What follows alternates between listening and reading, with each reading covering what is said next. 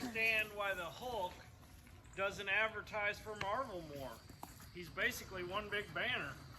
Whoa. Hey, speaking of the Hulk, why doesn't he lose his pants after he transitions? Why? Because the scientist changed his genes.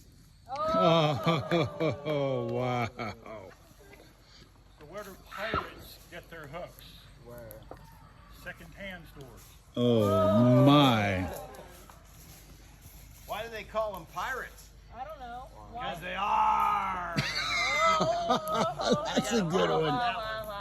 What's the pirate's favorite letter of the alphabet? R. No, you'd think it'd be the R, but really, it's the C. Nice one. Hey. Hey, Jeff,